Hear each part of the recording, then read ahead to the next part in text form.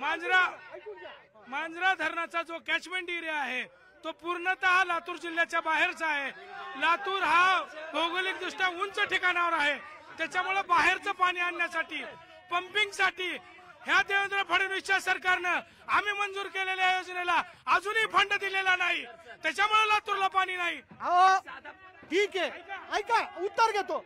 मला एक सांगा इतकी वर्ष काँग्रेस सत्तेत होती तेव्हा इथं प्रश्न होता की नाही? काँग्रेसच्याच कारकिर्दीत रेल्वेने इथं पाणी आणावं लागलं की नाही? काँग्रेसच्या कारकिर्दीत आणावं लागलं नाही, त्याचं फक्त राजकारण केलं, प्रोपगंडा केला। आमच्याकडे पाणी होतं, विलासराव देशमुख फाउंडेशननी प्रत्येक घरामध्ये टँकरच्या माध्यमातून फ्री पाणी दिलं विलासराव देशमुख फाउंडेशनने, तेव्हा लातूरची जबाबदारी आम्ही घेतली। तुम्ही उत्तर द्या मला सांगा, पाणी नाही तर इंडस्ट्री नाही तर रोजगार नाही। 100% बरोबर आहे, पाणी नाही। अरे नरेंद्र मोदी म्हणा ना फेकू म्हणण्यापेक्षा, पाणी नाही। मांजरा खोरे हे कायमस्वरूपी तुटीचं खोर आहे, हे महाराष्ट्र शासनाच्या शासनात लेखी नोंद आहे। त्याच्यामुळे इथं पाणी जर आणायचं आहे, उस्मानाबाद जिल्ह्यामध्ये जर पाऊस पडला तर इकडे पाणी येऊ शकतंय। दोन्ही जिल्हे आम्ही दुष्काळी जिल्हे आहोत, म्हणून कोयनाचं पाणी आणायचं हे सगळा प्रयत्न होता, तो प्रयत्न सक्सेसफुल झाला नाही। पण लातूरमध्ये जर तुम्ही इंडस्ट्रीज म्हणताल तर आज कीर्ती ऑइल मिल सारखी देशातली one of the biggest oil industry आहे, 3 ऑइल इंडस्ट्री आमच्याकडेच आहे। आमच्याकडे 10 साखर कारखाने आहेत, ह्या सगळ्यातनं 7, 8 सॉल्व्हंट प्लांट आहेत। आम्ही डाळ ही लातूरची फेमस आहे, त्याच्यामुळं आमच्याकडे आमचे व्यवसाय आहेत। पण विलासराव देशमुख साहेब सीएम असताना लातूरच्या MIDC मध्ये 2 युनिट आणले होते, एक टेक्सटाईल झोन आणि एक IT झोन। ह्या पैलवानाने विचारा भाजपच्या, ते दोन्ही झोन काय करायलेत। एक सुधीर धुत्तेकरला दिलाय भाजपच्या आणि दुसरा एकाला दिलाय। लातूरच्या पाण्याच्या बद्दल 2003ला जेव्हा विलासराव साहेब दुसऱ्या वेळेला मुख्यमंत्री झाले त्यावेळी लातूरला फक्त नागझरीचं पाणी होतं। 2003ला साहेबांनी धनेगावचं पाणी रिझर्व्ह केलं आणि लातूरला 3 TMC पाणी आपोआप येतंय। पहिला प्रश्न। दुसरा, लातूरला 9 सॉलेक्स प्लांट आहेत, दालमिल आहे, दालमिलचा हब आहे लातूरला, पूर्ण देशातला दालमिलचा हब आहे, तिथला लातूरहून दालमिलचा भाव निघतो। हे सगळं विलासराव देशमुख साहेबांमुळे घडलं। राहणारा प्रश्न अमित देशमुख साहेबांचा, तर अमित देशमुख साहेबांनी सुद्धा नवनवीन कारखाने उभा करून नवनवीन उद्योग आणले आणि त्या माध्यमातून रोजगार तयार करण्याचा प्रयत्न होतोय। पण त्या प्रयत्नाला केंद्र शासनाकडून किंवा राज्य हे इथले प्रश्न मांडण्यासाठी आले नाहीत, हे इथले प्रश्न मांडण्यासाठी रोजगाराचा मुद्दा, रोजगाराच्या बाबतीत इथल्या बोलायला गेलं तर रोजगाराच्या ह्याच्यामध्ये जवळजवळ 150 ते 200 ट्रॅव्हल्स लातूरमधून जातात आणि दररोज येतात। इथून दररोज तरुण जातो आणि दररोज तिथल्या जॉबसाठी। मला सांगा रोजगाराच्या बाबतीत काय झालं इथे? ह्या दोघांनीही आश्वासनाच्या नावानं लोकांना काहीच दिला नाही, काही झालं नाही आतापर्यंत रोजगारांसाठी, कारण एवढे अजून सुशिक्षित बेकार लोक पडलेले आहेत ज्यांच्या नोकऱ्यांसाठी त्यांनी हतबल आहेत, म्हणून या सरकारने नोकऱ्या उपलब्ध केलेल्या नाहीयेत। ज्या परीक्षेला 200 रुपये लागतात ते आता 1,000 रुपये घेऊन फडणीस घर भरलेलं आहे त्याचं। बरं ठीक। उत्तर घेतो तुमच्याकडे येतो। रोजगाराचा मुद्दा पाण्याचा मुद्दा पाण्याचा मुद्दा आहे। होय, 100% शेतकऱ्यांना पाणी पाहिजे आणि ते पाणी देण्यासाठी सरकार कुणाचंही असो, ऐकारे जर ऐकून घ्या, सरकार कोणाचंही असो, सरकारनं निर्णय केला पाहिजे, पाणी प्रश्नावर बोललं पाहिजे। आणि आज पाणी प्रश्नावर जे लोक विषय उपस्थित करतात त्यांचा नेता सत्तेत मुख्यमंत्री होता, दोन्ही भाऊ आमदार आहेत, आणि मग एवढा असताना, एवढी ताकद असताना ते पाणी लातूरला पोहोचू शकलं नाही, हे निष्क्रिय आमदार आहेत। मला सांगा लातूर विधानसभेवर किती वर्ष झालं देशमुखांची सत्ता आहे? 15 वर्ष, 20 वर्ष झालं, 25 वर्ष झालं। 25 वर्षामध्ये यांनी लातूर शहराचा पाणी पुरवठा कधी सुरळीत ठेवलाय का? याच्या मागचं कारण काय? किती निधी मंजूर झाला, काय झाला? भारतीय जनता पार्टीच्या काळामध्ये मराठवाडा वॉटर ग्रीड प्रकल्प मंजूर झाला, तो यांनी बंद पडला। अल्को प्लस आणि जो 2 कारखाने यांचे होते ते दोन्ही कारखाने यांनी बंद पडले। आणि केंद्रीय सध्या जो रेल्वे बुकीचा कारखाना त्याच्यामध्ये 12,000 रोजगारांना काल परवा रोजगार मेळावा घेऊन त्यामध्ये 12,000 तरुणांना संधी देण्याचा प्रयत्न भारतीय जनता पार्टीच्या अंतर्गत करण्यात आलेला आहे। मला एक सांगा, माझा प्रश्न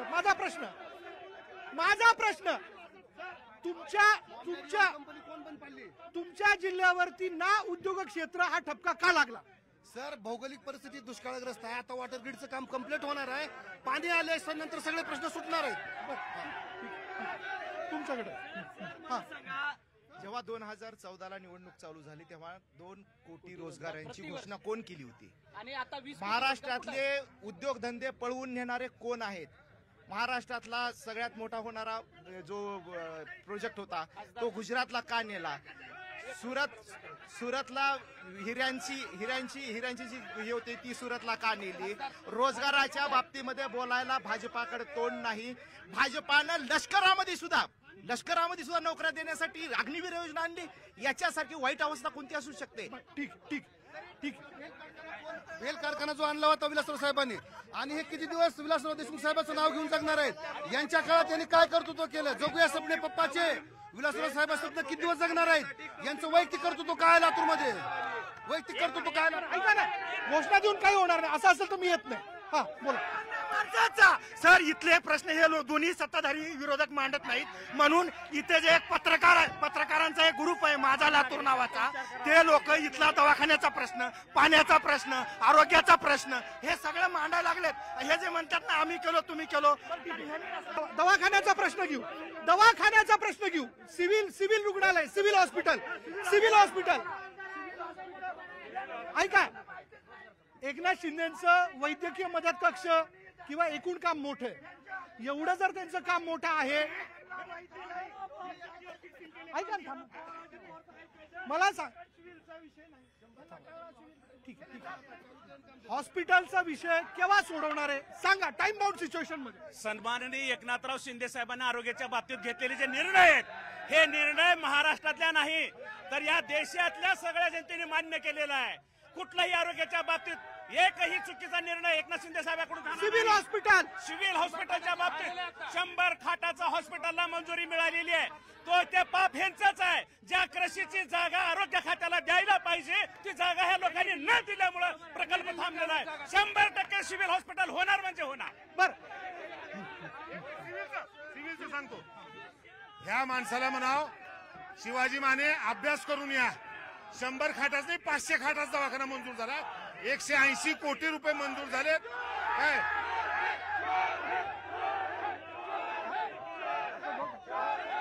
बोलायला पाहिजे की नाही? त्यांनी बोलायला पाहिजे की नाही?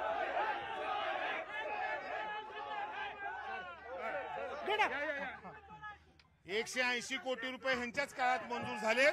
जागा आहे, सगळं आहे. ह्यांची मानसिकता नाही. ह्यांना ज्या कॉन्ट्रॅक्टरला द्यायचंय त्या कॉन्ट्रॅक्टरला देताही नाही गेले म्हणून आमचा दवाखाना होत नाहीये. इथं लातूरमध्ये विलासराव देशमुख वैद्यकीय महाविद्यालय काँग्रेसच्या कालखंडामध्ये झालं म्हणून इथलं सिव्हिल रुग्णालय बंद झालं आणि त्याला अमित देशमुख इथं जागा बघितली आहे. जागेची अमाऊंट शासनाकडे भरायचा वेळ आला आणि सरकार बदललं, पण ह्या सरकारनं ती जागा 3 कोटी रुपये भरायचे सरकारनं भरले नाहीत. या आणि दुसरी गोष्ट, पैसे भरले नाहीत. आणि दुसरं, इथला जो दवाखाना आहे, इथला सुपर स्पेशालिटी हॉस्पिटल दवाखाना हे आरोग्य मंत्र्याच्या नातेवाईकाला विकायचा डाव ह्या सरकारनं मांडलाय. तुमचा मुद्दा. आज महाराष्ट्रात सर्वात जास्त दलितांवर अत्याचार होत आहेत केवळ लातूर जिल्ह्यातच.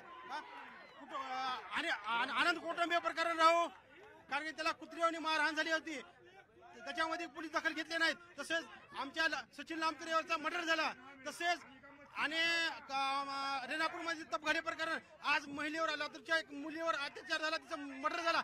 अशा ह्या महाराष्ट्रात आज महाराष्ट्रातला माणूस सुरक्षित नाही, आज महिला सुरक्षित नाही. विलासराव देशमुख साहेबांच्या काळात आज एखादी महिला जर रात्री बेरात्री जात होती तर बिंदास ती घरी पोहोचत होती, पण आज भाजपच्या काळात, ह्या शिवसेनेच्या गद्दारच्या काळात आज महिला सुरक्षित नाही, दलित सुरक्षित नाही. बियर शॉपी एक शासनाची अनुदान योजना होती शेतकऱ्याच्या वाहिनीची. ती योजना अनुदान लाटलं, कारखाना उभा केला. किती वर्क सध्या तिथं काम करायले. दूध डेअरी शेतकऱ्याची योजना, दूध डेअरी खोलली, बाबळगावला विकून टाकले आणि इमारत बांधून काँग्रेस पक्षाला वापरले. पुन्हा इथं तेलाच्या नामांकित कंपन्या आहेत. इथं डीसीसी बँक, एखादा जर शेतकऱ्याचा मुलगा गेला तर 1 रुपयावर लोन देत नाही. रितेश देशमुखला 150 कोटी लोन देत आहे. ही कुठून देत आहे? शेतकऱ्याच्या सर्वसामान्य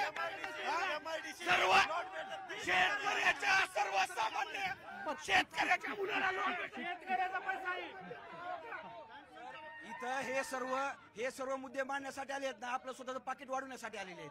मुद्दा मांडा. बरोबर आहे का? सर, इथला मुद्दा जो आहे, इथल्या स्थानिक लोकांना, सर्वसामान्य लोकांचा इथला ह्यांचा प्रश्न आहे का? माझ्या नेत्याचं ह्यांचं चालू आहे. हे इथं सध्या अजित पवार गटाची इथं जे आरडाओरडा जे चालू आहे, ह्यांचा जो भ्रष्टाचाराचा जो मंत्री तिथं जाऊन 17,000 कोटीच्या ह्याच्यामध्ये जर तिथं जाऊन उपमुख्यमंत्री पद घेत आहे, हे कोणत्या ह्याचं राजकारण करतायत?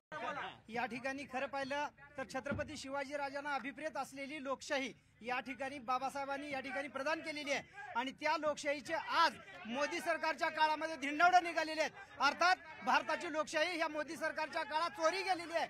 म्हणून मणिपूर सारखं ठिकाण, मणिपूर मधल्या घटना असतील किंवा महाराष्ट्रातला शेतकरी शेतमजूर उद्ध्वस्त झालेला असेल, या सगळ्या प्रश्नाला जर वाचा फोडायचा असेल तर बदल अटळ आहे. आणि म्हणून या ठिकाणी मोदी सरकार शेवटचा प्रश्न मी शेवटचा प्रश्न घेतोय. ऐका. लातूर जिल्ह्यातली डीसीसी बँक, आता त्यांनी डीसीसी बँकेचा उल्लेख केले. लातूर जिल्ह्याची डीसीसी बँक सन्माननीय दिलीपरावजी देशमुख साहेबांच्या नेतृत्वाखाली महाराष्ट्रामध्ये 1-2 नंबरला आहे. आणि शेतकऱ्याविषयी मोदीनं काल परवा एक मिनिट ऐका फक्त. एक मिनिट आजपर्यंत शेतकऱ्याला इथं जी पीक कर्ज होतं, ते पीक कर्ज भरायचं झाल्यावर व्याज भरायचं आणि पीक कर्ज चालूबाकी करायचं असं होतं. सर, हे फार महत्वाचा विषय आहे. मोदीने काय केलं? शेवटचा प्रश्न माझा शेवटचा प्रश्न असा आहे. पुन्हा एकदा आपण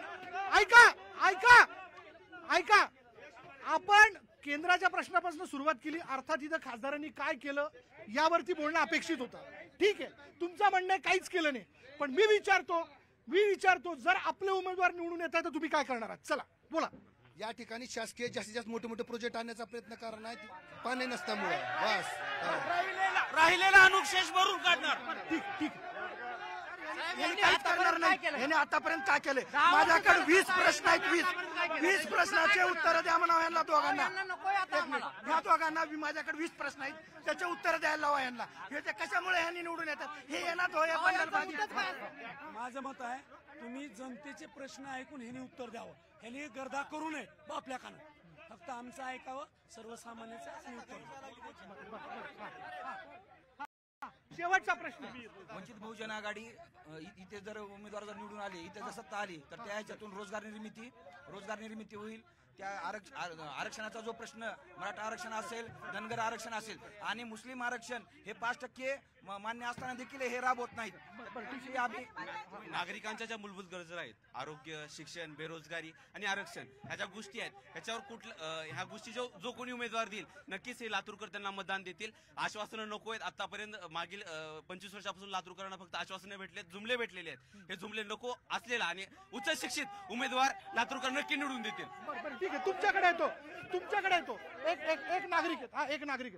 देशामध्ये सबका साथ सबका विकास म्हणून सगळ्या देशाला फसवण्याचं काम मोदीजीने केलेलं आहे. तरी मी त्यांचं ऐकून लातूरमधून आम्ही एक खासदार पाठवलं होतं. लातूरमधले ज्वलंत प्रश्न, पाण्याचा प्रश्न आहे, सामान्य रुग्णालयाचा प्रश्न आहे, तरुणांच्या हातांचं काम नाही, तरुणांच्या हाताला MIDC रिकामी आहे आणि याचा प्रूफ देतोय. शासकीय वैद्यकीय महाविद्यालयामध्ये तुम्ही स्थानिक आहात. मी स्थानिक आहे, दवाखान्यामध्ये काम करतोय. मी तरुण व्यक्ती गळफास घेतोय, त्याचा पोस्टमॉर्टम केल्यानंतर कळतोय किती सुशिक्षित बेकारीमुळे टेन्शन येऊन तो आत्महत्या करतोय. याच्याकडे देशाच्या पंतप्रधानांनी विचार केला पाहिजे. ज्या खासदाराला 5 वर्ष पाठवलं त्यांनी काय दिवे लावले? आमचा खासदार निवडून येणारच आहे. आमचा खासदार निवडून आल्यानंतर दर महिन्याला आम्ही प्रत्येक तालुक्याला जनता अदालतून आमचा खासदार दर महिन्याला प्रत्येक तालुक्याला दिसेल आणि लोकांचे कामं सोडवेल. काँग्रेसने 5 न्याय गॅरंटी दिल्यात.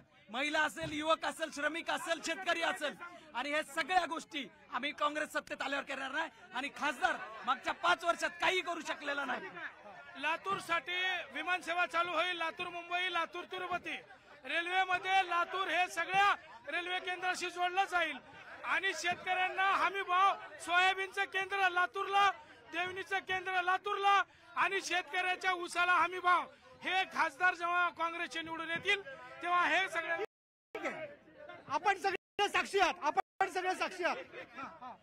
उबाटा गट, शरद पवार गट, काँग्रेस, वंचित यापैकी मोदी साहेबाचा लाभार्थी कोण नाही सांगा. वेगवेगळे प्रश्न मंडळी, आपण शेवटी मुद्दाम हा प्रश्न मी घेतला. आपण सगळ्यांनी यांनी दिलेली आश्वासनं ऐकली. मला असं वाटतं लातूरकर सुज्ञ, ज्यांनी काम केलंय त्याला ते सिंहासनावर बसवतील आणि ज्यांनी नाही केलेलं आहे अर्थात त्याला ते मतदान करणार नाहीत. इतकं हे साधं सोपं गणित आहे. पाहूया लातूर लोकसभा मतदारसंघाच्या बाबतीत काय घडतंय. पण आता आपण जाणून घेतला लातूर मधला एकूण हा सगळा मूड. पुन्हा भेटूयात पुढल्या मतदारसंघात जाणून घेण्याकरता मूड महाराष्ट्राचा.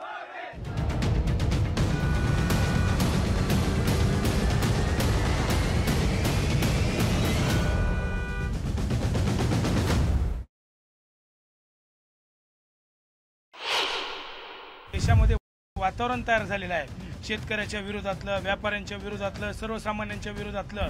हे पहिला उमेदवार असेल, उमेदवार देखील ह्यांना आयात करायची वेळ होत होती. पहिली वेळेस उमेदवार हिने लातूरचा उमेदवार दिलाय.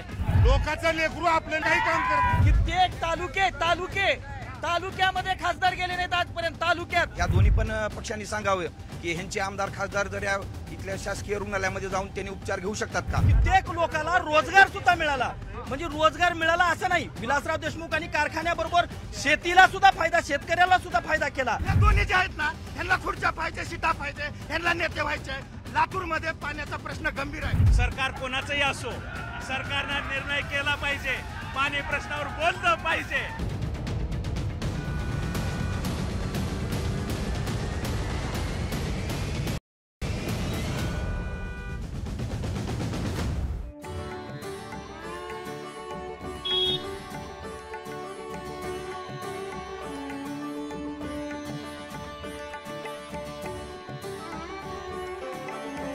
नमस्कार, मी विशाल परदेशी आणि पुन्हा एकदा मूड महाराष्ट्राचा जाणून घेण्यासाठी मी आहे लातूर लोकसभा मतदारसंघात. महाविकास आघाडीकडनं इथे उमेदवार आहेत शिवाजी काळगे आणि त्याचबरोबर विद्यमान इथले खासदार आहेत ते सुधाकर शृंगारे, ज्यांना पुन्हा एकदा महायुतीकडनं तिकीट जे ते देण्यात आलेलं आहे. आणि आज आपण जरा लातूरच्या जनतेचा एकूण काय मूड आहे, त्यांना काय वाटतं हे जाणून घेण्याचा प्रयत्न करू. माझ्या पाठीमागे जी दिसतंय ती म्हणजे लातूरची इथली ओळख, गंजगोलाई मार्केट. लातूरमधलं हे असं मार्केट आहे जिथे तुम्हाला सुईपासून तर मशीनपर्यंत म्हणजे सगळं काही मिळू शकतं. चला लोकांशी बोलू आणि जाणून घेऊ काय त्यांना नेमकं वाटतं. जाऊया तिथे. आपण बघतोय मसाल्याचे वेगवेगळे जिन्नस. बरं असं आहे की आठवडी बाजार इथं असं म्हणता येणार नाही, आठवड्यात सगळे दिवस इथे गर्दी बघायला मिळते आणि लोक त्यांना हव्या असलेल्या मसाल्याच्या सगळ्या वेगवेगळ्या गोष्टी ज्या आहेत त्या विकत घेतात. भाऊ काय म्हणता, काय चाललं? बरं आहे काय का गिराईक काय गर्दी आहे? काय एकूण लातूरमध्ये अंदाज तुम्हाला काय वाटतं? चांगला आहे, समजा शांती अजून काय. मूड काय लातूरकरांचा? चांगला मूड आहे. मूड आहे. काय भाव दिले? काजू काय भाव? 180 रुपये पाव किलो आहे. होय का? आणि